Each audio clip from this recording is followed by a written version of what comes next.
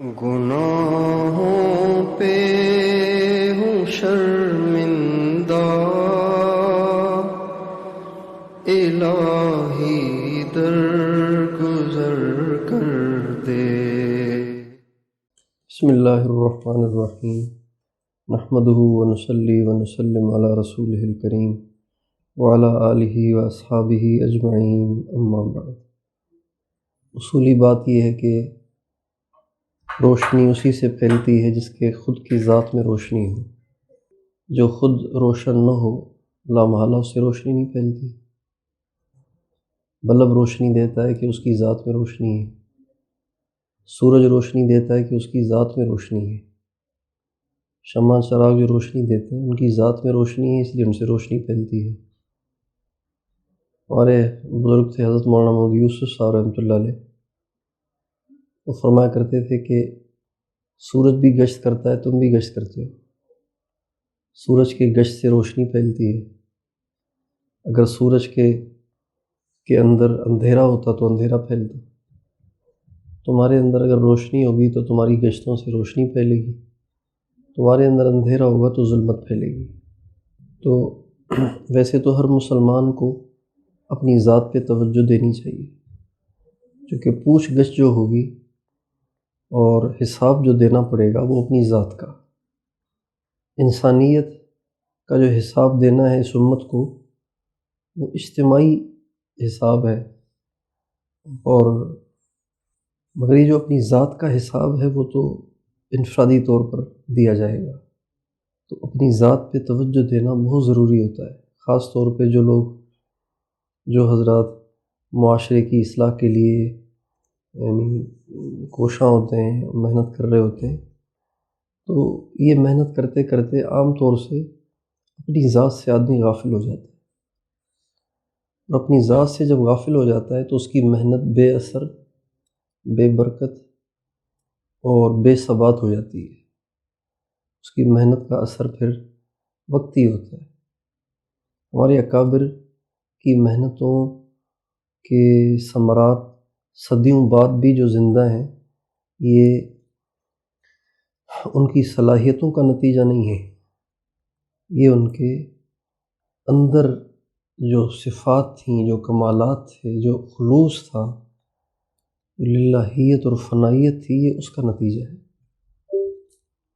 مولانا الیاس صاحب رحمۃ اللہ علیہ بظاہر اپنی ذات میں بہت زیادہ جاذب نہیں تھے، اس لیے کہ خطیب بھی نہیں تھے، کوئی بہت بڑے محدث بھی نہیں تھے، زبان میں لکنت تھی اور قد بھی ایسا نہیں تھا، اور صحت بھی اچھی نہیں تھی۔ بچپن سے ہی انہوں نے بیماری میں زندگی گزاری، بلکہ ایک وقت تو ایسا آیا کہ حکیم نے 7 سال تک ان کو پانی پینے سے منع کر دیا تھا۔ 7 سال تک انہوں نے پانی نہیں پیا۔ بتائیے اس آدمی کی کیا صحت ہوگی، زبان میں لکنت بھی، پھر بیمار بھی، قد کاٹ کے حساب سے بھی کوئی ایسے جاذب نہیں، لیکن خلوص، اللہ سے تعلق اور تقوی اور اللہ اور اس کے نبی سے عشق کے درجے میں جو لگاؤ تھا وہ ایسا تھا کہ بس وہ بنیاد بن گیا۔ اللہ تعالیٰ نے ان سے کام لے لیا، ساری دنیا میں دین کہ زندہ ہونے کا وہ ذریعہ بن گئے۔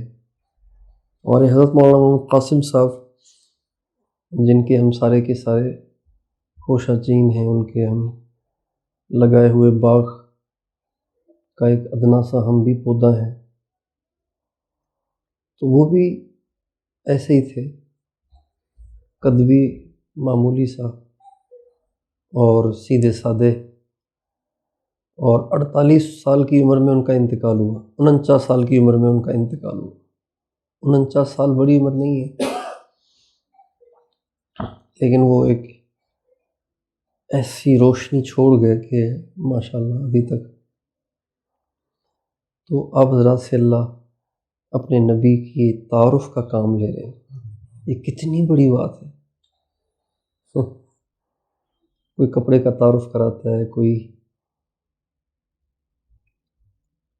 اپنی پروڈکٹس کا تعارف کراتا ہے، کوئی پلاسٹک سے بنی ہوئی چیزوں، کوئی لوہے کی بنی ہوئی چیزوں کا تعارف کراتا ہے، کوئی میڈیسن کا تعارف کراتا ہے، کوئی ملک کا تعارف کراتا ہے، کوئی قوم کا تعارف کراتا ہے۔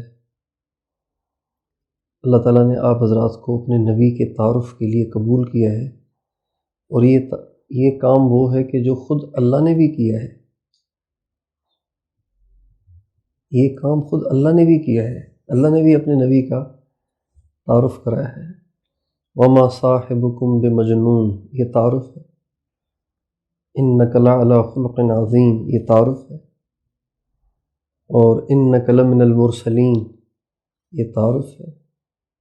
تو اللہ تعالیٰ نے اپنے نبی کا تعارف کرایا ہے، اور ہمارے نبی صلی اللہ علیہ وسلم کو چونکہ ایسے لوگوں سے واسطہ تھا کہ جو بہت بد زبان اور جھٹلانے والے لوگ تھے، تو آپ بہت پریشان ہوتے تھے۔ اسی وجہ سے قرآن مجید میں آپ دیکھیں گے نا، بہت جگہ اللہ تسلی دیتے ہیں، وَلَا تَكُ فِي ضَيْقٍ مِّمَّا يَمْكُرُونَ، اور وَلَا تَحْزَنْ، اور إِنَّا نَعْلَمُ مَا يُسِرُّونَ وَمَا يُعْلِنُونَ،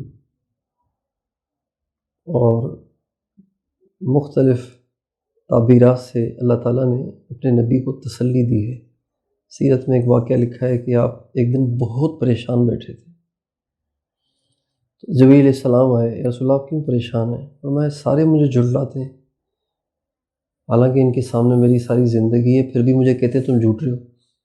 بہت دکھ ہے مجھے اس بات کا۔ تو کہا میں آپ کو ایک نشانی دکھاتا ہوں جس سے آپ کو تسلی ہو۔ آپ اس درخت کو اشارہ کریں۔ دور ایک درخت تھا، آپ علیہ السلام نے اس کو اشارہ کیا تو وہ درخت دوڑتا ہوا آیا، اور درخت نے آ کے گواہی دی کہ حضور درخت آپ کی رسالت کی گواہی دے رہے، آپ کیوں ٹینشن لیتے ہیں ان کی؟ تو وہ جو آپ پہ جو بوجھ تھا وہ ختم ہو گیا، اور آپ کی طبیعت حشاش بشاش ہو گئی۔ تو آپ کا واسطہ ایسے لوگوں سے ڈالا گیا تھا کہ جو انتہائی معاند قسم کے، ضدی قسم کے، ہٹ دھرم قسم کے، اور وَتَجْعَلُونَ رِزْقَكُمْ أَنَّكُمْ تُكَذِّبُونَ، یعنی تمہارا دھندا ہی جھٹلانا ہے، اس کے سوا تمہیں کچھ آتا ہی نہیں کہ تم جھٹلاتے ہی ہو، ہر بات کو جھٹلانا، ہر بات کو جھٹلانا۔ تم نے کہا چاند دو ٹکڑے ہو جائے، ہو گیا تو کہہ رہے ہو سحر ہے۔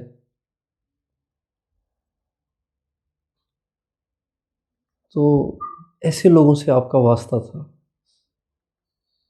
تو آپ کا کوئی تعارف کراتا تھا نا اچھے الفاظ میں، تو آپ بہت خوش ہوتے تھے۔ ہونا چاہیے، اس لیے آپ علیہ السلام کے ہاں ایسے لوگوں کا خاص مقام تھا جو آپ کا تعارف کراتے تھے۔ حضرت حسان آپ کی ہجوں میں اشعار کہے جاتے تھے،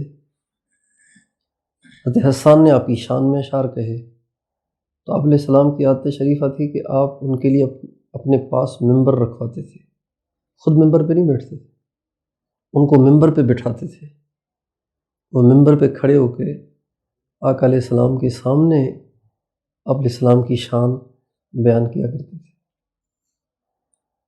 اور آپ فرماتے تھے کہ میں دیکھتا ہوں کہ جبریل بھی اس کی پشت پناہی کرتا ہے، جب حسان میری شان میں اشعار پڑھتا ہے تو جبریل بھی اس کی پشت پناہی کرتا ہے۔ تو آپ علیہ السلام کا تعارف کرانا یہ بہت بڑی سعادت ہے اور بہت بڑا کام ہے۔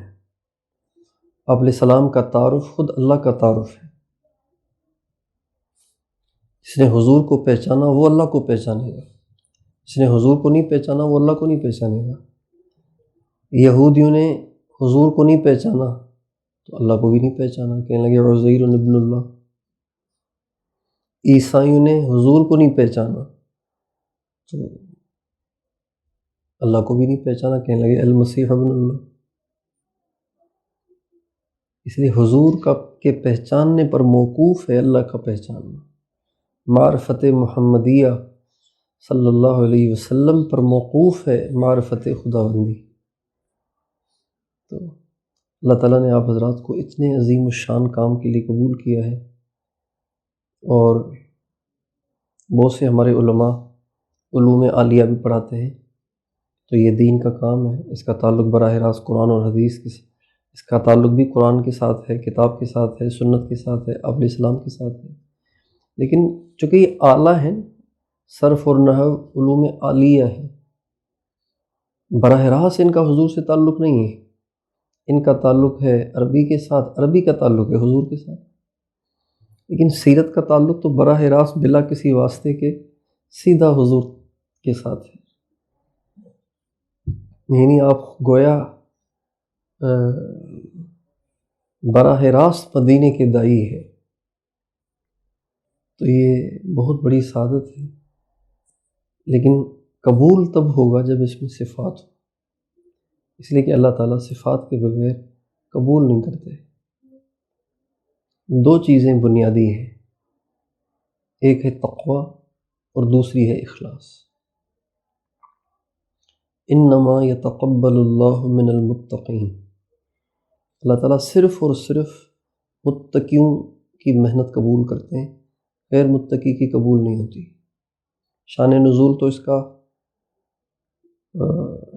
یہ آیات تو اتری ہیں حابیل قابیل کے بارے میں۔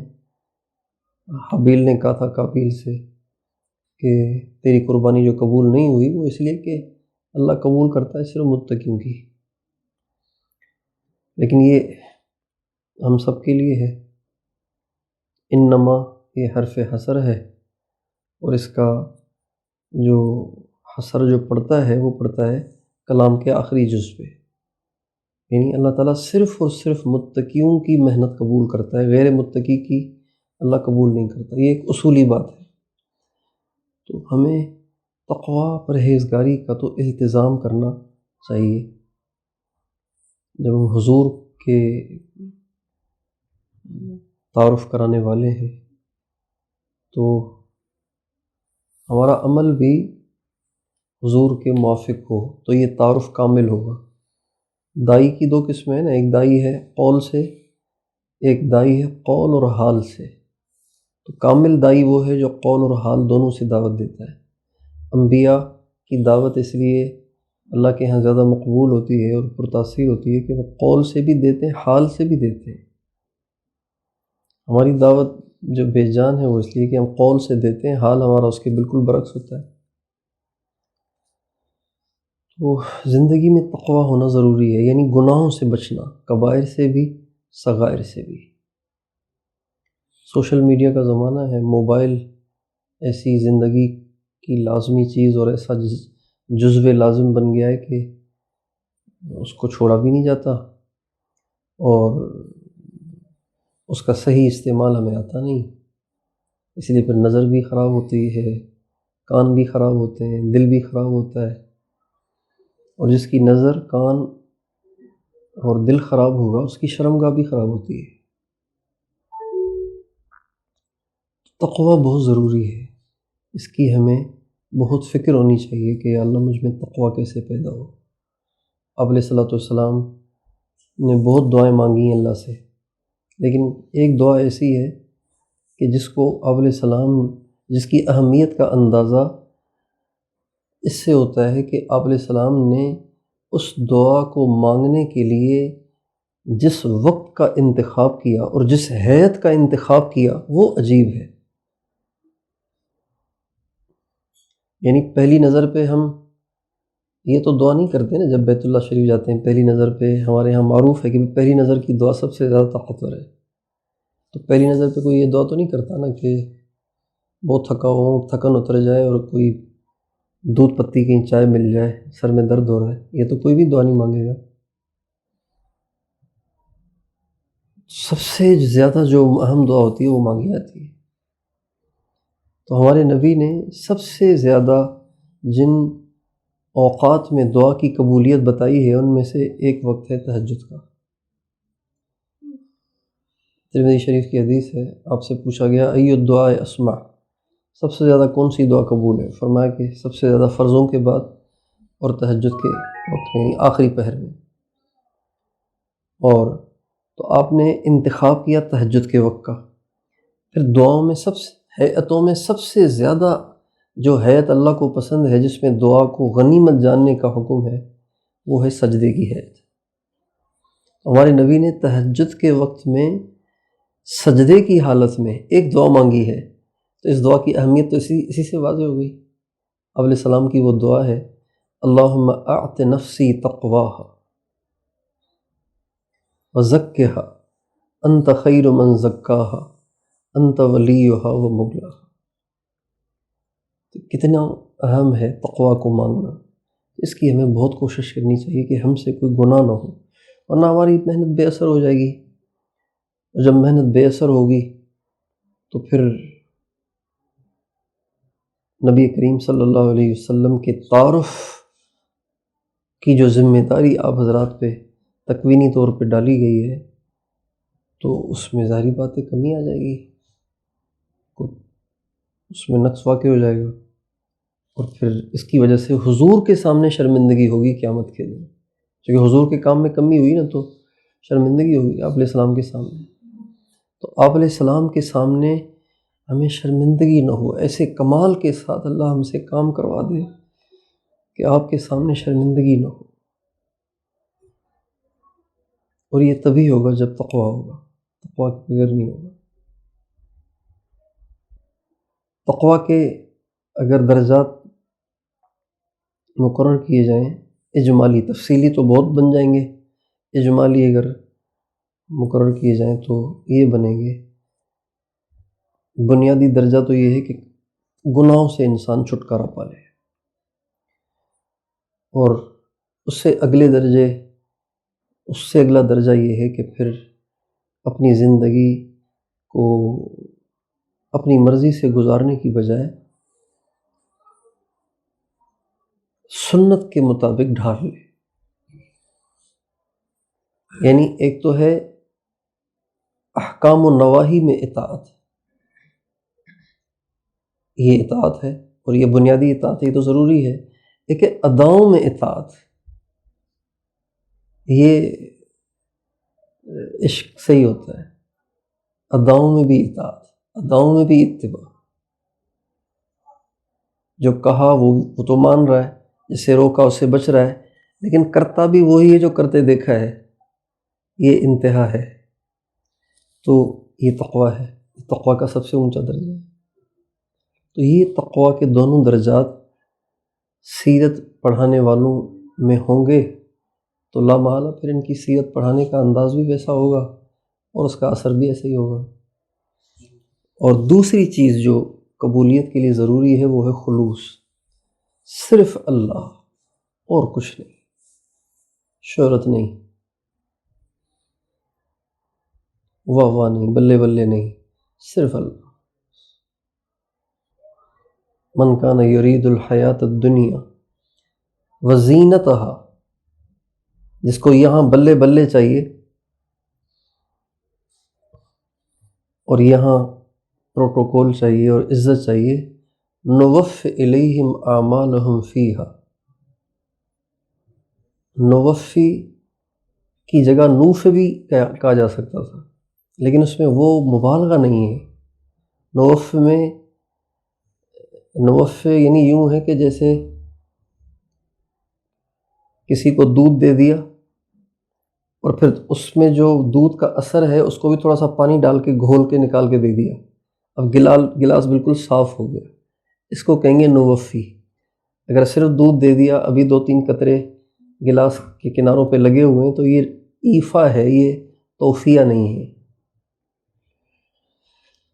تو فرماتے ہیں نوفی الیہم اعمالہم فیہا وہم فیہا لا یبخسون، یہ بطور تاکید کے فرمایا، ہم جو کچھ وہ کرتے ہیں نا ان کو یہیں اس کا بدلہ دے دیتے ہیں، بلے بلے بھی دے دیتے ہیں، عزت بھی دے دیتے ہیں، پروٹوکول بھی دے دیتے ہیں، اور فالوور بھی دے دیتے ہیں، سب کچھ دے دیتے ہیں۔ اولئک الذین لیس لہم فی الآخرۃ الا النار، آخرت میں تو ان کے لیے بس ایک ہی چیز ہے، وہ ہے دوزخ۔ تو خلوص جو ہے نا وہ بہت ضروری ہے، تو خلوص کی کوشش کرنی چاہیے۔ اخلاص کی کوشش کرنی چاہیے کہ چونکہ انسان کمزور ہے، یہ چیزیں آ جاتی ہیں دل میں، اس کی صفائی ضروری ہے، اپنے آپ کو اس سے صاف کرتا رہے آدمی، اور اس بات کی تجدید کرتا رہے، نہیں یا اللہ بس میں تجھے چاہتا ہوں، مجھے صرف آپ کی رضا چاہیے، آپ خوش ہو جائیں، چاہے کوئی جانے نہ جانے، چاہے کسی کی طرف سے مجھے واہ واہ ملے نہ ملے، مجھے تو آپ چاہیے۔ کوئی تجھ سے کچھ، کوئی کچھ مانگتا ہے، میں تجھ سے تجھی کو خدا مانگتا ہوں۔ کوئی مجھ سے پوچھے میں کیا چاہتا ہوں، میں اپنے خدا سے خدا چاہتا ہوں۔ تو اس کی ہمیں کوشش کرنی چاہیے، اور یہ دونوں چیزیں جو ہے نا، یہ عام طور سے اپنی فکر سے اور اپنے صرف چاہت سے حاصل نہیں ہوتی ہیں، بلکہ یہ دونوں چیزیں صحبت کا اثر ہیں، جو کہ صحبت ملنے کے بعد پھر انسان پہ مرتب ہوتی ہیں۔ ہمارے حضرت شیخ مولانا زکریا صاحب رحمۃ اللہ علیہ فرماتے ہیں فضائل اعمال میں، فضائل ذکر میں ایک جگہ ایک حدیث ہے کہ اگر ساتوں آسمان ساتوں زمین ترازو کے ایک پلڑے میں ڈال دیا جائیں، دوسرے پلڑے میں لا الہ الا اللہ رکھا جائے، تو اس کی شرح میں فرماتے ہیں کہ اللہ کے نام سے وزنی کچھ نہیں ہے، مگر اس میں وزن آتا ہے اخلاص سے، اور اسی اخلاص کے پیدا کرنے کے لیے مشائخ صوفیہ کی جوتیاں سیدھی کی جاتی ہیں۔ تو اخلاص جو آتا ہے نا، وہ آتا ہے صحبت سے، اور تقویٰ بھی صحبت سے آتا ہے۔ فضائل تبلیغ کے آخری ورق پر حضرت شیخ نے آیت لکھی ہے، یا ایھا الذین آمنوا اتقوا اللہ وکونوا مع الصادقین۔ پھر اس کی آگے تشریح میں یہی لکھا ہے کہ یہ چیز بھی صحبت سے آتی ہے، تو اس کی ہمیں کوشش کرنی چاہیے اپنی ضرورت سمجھ کے۔ جیسے ہم وہ یہ جو لیپ ٹاپ رکھا ہوا تھا، تو میں جب سے آیا ہوں تب سے وہ پاور بینک کے ساتھ جڑا ہوا ہے، تاکہ اس قابل ہو کہ کچھ دکھا سکے ہوں۔ تو یہ ایسے ہی ہے، جب ہم چارج ہوں گے نا تو پھر ہی ہم کچھ کر سکیں گے، خود چارج ہوئے بغیر ہم کچھ بھی نہیں کر سکتے۔ تو اس لیے ہمیں کسی پاور بینک کے ساتھ جڑنا چاہیے، اور ان کی صحبت سے وقتاً فوقتاً، ہفتے، مہینے، 2 مہینے ان سے رابطہ، ان سے تعلق، ان کے پاس آنا جانا، بیٹھنا، ان کی تعلیمات، ان کے بتائے ہوئے معمولات، اس سے انشاءاللہ ہم خود چارج ہوتے رہیں گے، اور پھر اس سے خلوص بھی آتا رہے گا، تقویٰ بھی آتا رہے گا، اور غیر شعوری آتا ہے۔ تقویٰ اور خلوص یعنی دھواں دھار نہیں آتا، غیر شعوری آتا ہے، اور انسان خود بخود مخلص ہوتا چلا جاتا ہے، متقی ہوتا چلا جاتا ہے۔ اللہ تعالیٰ آپ حضرات کی ان محنتوں کو قبول فرمائے، اور روز محشر میں شفاعت کا ذریعہ بنائے۔ کتنی اچھی بات ہوگی کہ قیامت کے دن جب کہا جائے میرے محمد کا تعارف کرانے والے کون لوگ، کتنی بڑی بات ہے۔ اللہ اکبر۔ مولانا یوسف رحمۃ اللہ علیہ کا انتقال ہوا، کسی نے خواب میں دیکھا کہ کیا ہوا، فرمانے لگے کہ جب میں فوت ہوا اللہ کے پاس پہنچا تو اللہ نے فرمایا تو دنیا میں میری بڑائیاں بیان کرتا تھا نا، یہ فرشتوں کا مجمع ہے، آج یہاں میری بڑائیاں بیان کر۔ تو کتنا مزہ آئے گا اگر اللہ نے ہمیں قیامت کے دن کہہ دیا کہ تو نے پہلے دنیا میں میرے بندوں کو میرے محبوب کا تعارف کرایا، اب یہاں بھی تعارف کراؤ میرے محبوب کا، میرے محبوب کون ہے، اور ہم حضور کے گن گاتے رہیں، اللہ بھی سنتا رہے، حضور بھی سنتے رہے، کتنا مزہ آئے گا۔ تو اللہ تعالیٰ آپ سب کو شفاعت سے بہرور فرمائے، اللہ ہمیں بھی ذرہ نصیب فرمائے۔